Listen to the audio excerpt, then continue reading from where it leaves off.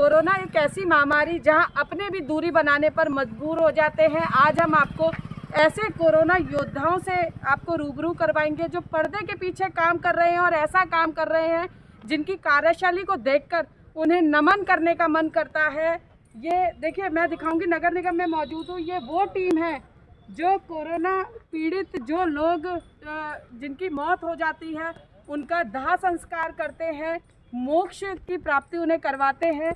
क्या अनुभव रहता है, क्योंकि कोरोना के मरीज की जब मौत हो जाती है तो परिवार भी जो है शक्ल देखने को तरस जाते हैं। ऐसे में कितनी भावनाएं होती हैं परिवार के लोगों की इन लोगों के प्रति, और कैसे इस मुश्किल समय में भी अपना धैर्य बनाए हुए हैं।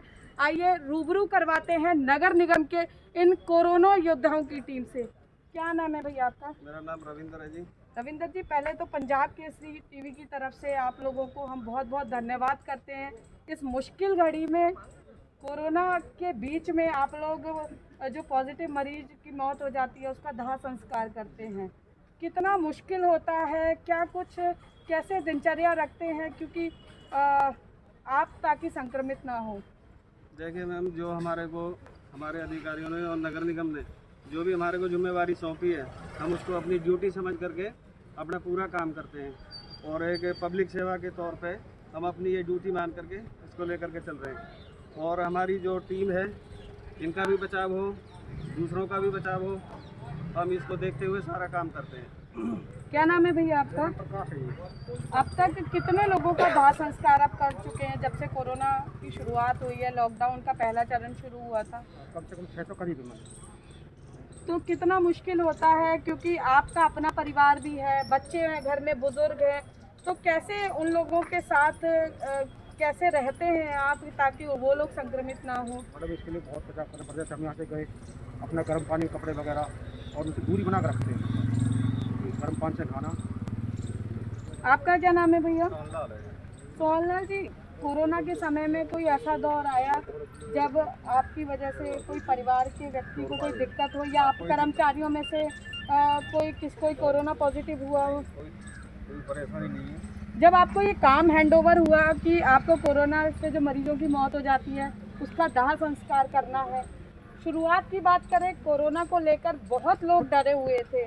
ऐसे में आपकी क्या स्थिति थी, मानसिक स्थिति की यदि बात करें? हाँ, सही है। जब आपको ये जिम्मेदारी सौंपी गई थी कि आपको कोरोना मरीजों का दाह संस्कार करना है, तो परिवार के लोगों से क्या प्रतिक्रिया मिली? तो परिवार को डरे से परिवार से अपने भैया आपका क्या नाम है?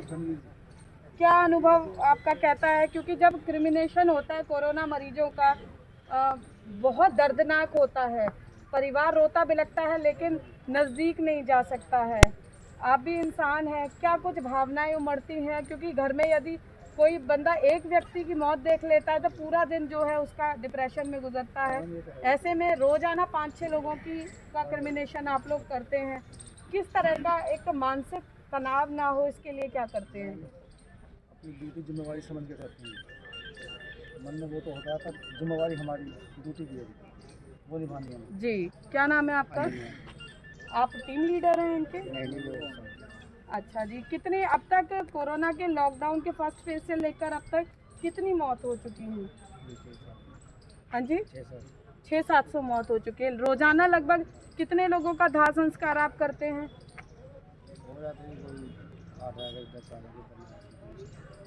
भैया आप लोग पर्दे के पीछे काम करते हैं और सबसे मुश्किल काम आपका है, तो ऐसे में जब है परिवार के साथ आप लोग रहते हैं, क्या कुछ सावधानियां बरतते हैं? एक व्यक्ति जब भीड़ में जाता है तो उसको तमाम सावधानियां, दवाइयां, स्टीम, बहुत सारी चीज़ें जो प्रिकॉशंस डॉक्टर्स बताते हैं, क्या कोई रेगुलर चेकअप भी आपका यहाँ पर किया जाता है, और किस तरह से आप लोग सावधानियां बरतते हैं? थोड़ा सा तेज बोलिए। थोड़ा खराब हो रहा है जी। हमारा तो चेकअप हो रहा है तो वैसे ठीक है, वैसे कोई दिक्कत नहीं है जी। और देखिए, कोई भी कर्मचारी काम करता है और बेहतर काम करता है तो नेतृत्व, जो लीडरशिप होती है, उसका अहम रोल होता है। और हमारे साथ दैया जी मौजूद है, इस पूरी टीम को जो है गाइड करते हैं। खुद कोरोना के बीच में क्रिमिनेशन सेंटर पर खुद मौजूद रहे हैं। भैया जी, आपकी पूरी टीम को हम बधाई देते हैं कि इस कोरोना के मुश्किल समय में उन्होंने धैर्य नहीं छोड़ा, उनका आत्मविश्वास नहीं टूटा। कितना मुश्किल रहा, क्योंकि हमने भी देखा आप शमशान घाट में जहाँ काफ़ी संख्या में लोग आते थे, मरीजों की जब मौत हो जाती थी, परिवार में वही क्वेश्चन आपसे भी पूछना चाहूँगी कि क्योंकि एज फैक्टर होता है, आप लोग क्रिमिनेशन ग्राउंड में जाते थे, क्या कुछ प्रिकॉशन लेते थे और किस तरह से आपने इस पूरे कार्य को लिया?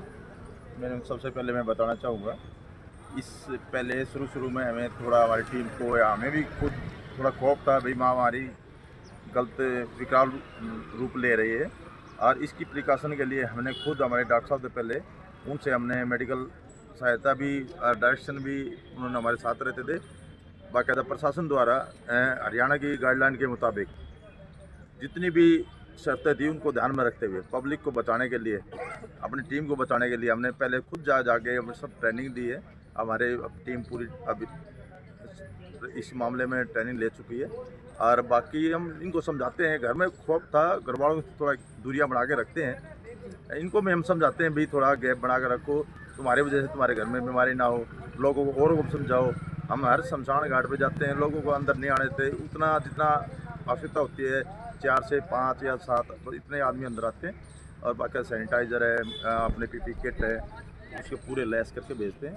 ऐसा इनको हमारा बेखौफ हमारी टीम काम कर रही है, और काफ़ी डेली का हमारा 4 से 8 तक का बॉडीज़ का हम क्रीमेशन करवा रहे हैं। बाकी अब सारा ठीक है। भैया जी, एक सवाल मेरे जहन में भी है और तमाम जो शहर के लोग हैं उनके जहन में भी है कि जो नगर निगम का क्रिमिनेशन का रिकॉर्ड है कोरोना पॉजिटिव मरीजों का, जो हेल्थ डिपार्टमेंट जारी करता है, ज़मीन आसमान का अंतर होता है। ऐसा क्यों, जबकि आप लोग ग्राउंड लेवल पर काम कर रहे हैं और चंद कदमों की दूरी पर स्वास्थ्य विभाग बैठा हुआ है, पूरे तमाम अधिकारी, तो आंकड़ों में इतना अंतर क्यों? क्या कुछ छुपाने की कोशिश की जाती है या उसके पीछे कोई सकारात्मक कारण है? इसके बारे में बताना चाहूँगा, जैसे हमारे पास रिपोर्ट आती है हर हॉस्पिटल से, उनका डॉक्यूमेंट्री रिकॉर्ड हमारे पास होता है, डेली हम इसको अपडेट करते हैं। वो सारी कोविड की ही डेथ जितनी होती हैं वो हमें सीधा आते हैं, हम उनको टाइम देते हैं टाइमली। जैसे हमारा शमशान घाट जिस एरिया का होता है उसी एरिया का हम वहाँ जाके करवाते हैं। हमारे पास अब हमारे रिकॉर्ड के मुताबिक जितना हमने अपडेट किया है या हॉस्पिटल से हमें रिकॉर्ड मिले हैं, वो 600 से 650 के आसपास डेथ हो चुकी है। तो सर, जो आप यहाँ पर डेथ्स का रिकॉर्ड यहाँ पर होता है, क्या उस रिकॉर्ड को आप हेल्थ डिपार्टमेंट को नहीं हैंड ओवर करते हैं, क्योंकि डाटा हेल्थ डिपार्टमेंट ही रिलीज़ करता है? नहीं, इसके बारे में बताना चाहूँगा, डाटा हम किसी को नहीं प्रोवाइड करा रहे। अगर कोई जैसे गवर्नमेंट को भेजना है ऑनलाइन, हमने किसी को मांगा है तो जैसे हमारे मीडिया कर्मी हैं मांगते हैं, हम बता देते हैं बार। जी, तो देखिए ये तमाम यहाँ पर असल में कोरोना योद्धा जिन्हें कहा जाए, तो वो यहाँ पूरी टीम यहाँ पर मौजूद है। पूरा शहर इन्हें सैल्यूट करता है, इन्हें नमन करता है, जो अपने परिवार की परवाह किए बगैर, अपनी परवाह किए बगैर कोरोना महामारी के बीच अपनी जान हथेली पर लेकर जो है दाह संस्कार कर रहे हैं कोरोना पीड़ित मरीजों की, जिनकी मौत हो जाती है। और शायद यही जज्बा इन कर्मचारियों का और तमाम जो कोरोना योद्धा हैं, चाहे वो किसी भी फील्ड से हो, उनके जज्बे की वजह से आज फरीदाबाद में कोरोना का जो रिकवरी रेट है वो लगातार बढ़ रहा है। और इसी तरह से यदि सभी संकल्पबद्ध होकर कोरोना की महामारी के खिलाफ खड़े रहे तो फरीदाबाद जल्द ही कोरोना मुक्त नजर आ सकता है। फरीदाबाद से पूजा शर्मा, पंजाब केसरी टीवी।